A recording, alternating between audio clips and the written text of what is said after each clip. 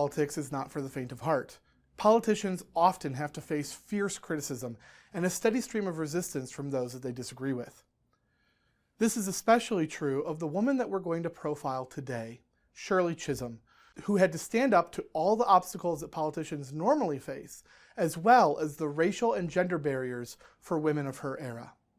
But let's start at the beginning. Shirley St. Hill was born in 1924. Both of her parents were immigrants from Barbados and had come to New York City looking for the American dream.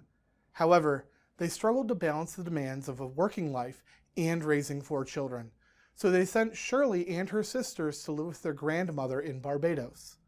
There, Shirley attended classes in a one-room schoolhouse for several years.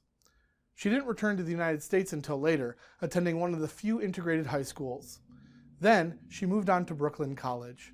There, she made a reputation for herself as a skilled debater and a fierce advocate for integration, something which was still relatively rare in the mid-1940s.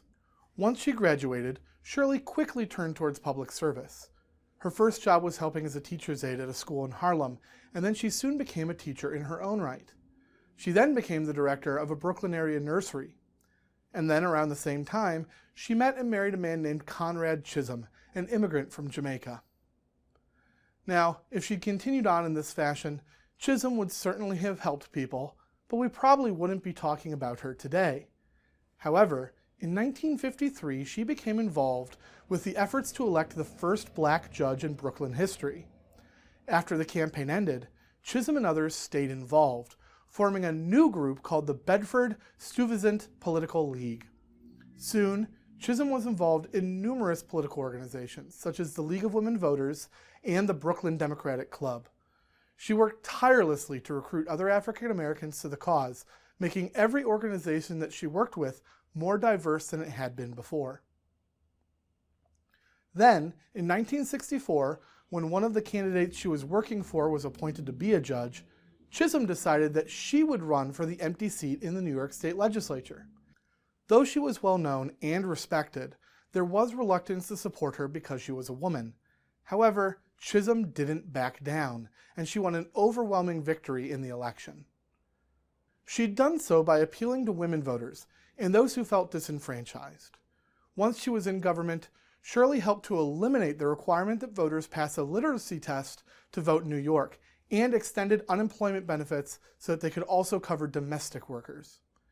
Chisholm worked fast to make a name for herself, so it was little surprise when she decided to run for Congress in 1968. Her campaign used the slogan, "Unbought and unbossed," emphasizing her notorious independence and an unwillingness to back down from a challenge. Though most people expected one of her 2 male opponents to win the race, Chisholm managed to eke out a surprise victory. This made Shirley Chisholm the first black woman elected to the United States Congress. She quickly earned a reputation as a dealmaker, working with both Democrats and Republicans to get things done. Chisholm helped expand food stamps and found the National Women's Political Caucus.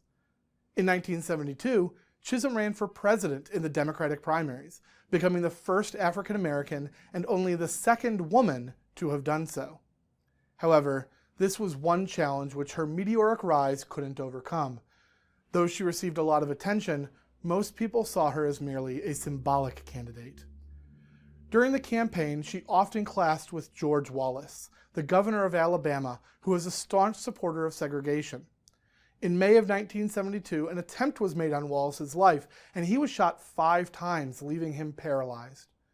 To the shock of many, one of the first people to visit Wallace in the hospital was Shirley Chisholm. Later, Wallace would work with her to help expand a minimum wage, one of the few issues that they agreed on. By 1982, Chisholm had served in Congress for more than a decade. When she began, she was heralded as a trailblazer, but by the end of her political career, she was seen by many to be too much of an insider. The combative personality that had made her a political force had also created a fair number of enemies. In light of all this, her age, and the fact that she wanted to spend more time with her husband, Chisholm decided to not run again for re-election. Leaving politics behind, she began teaching college classes and traveling the country as a public speaker. She continued encouraging young black people to get involved in politics, and she campaigned for Jesse Jackson in 1984. Then, years later, after a series of strokes, she passed away on New Year's Day of 2005. Even when her political life was over, Chisholm never stopped fighting for the causes that she believed in. Reflecting on her life, she said, "I learned from an early age that I was somebody. I didn't need the Black Revolution to tell me that."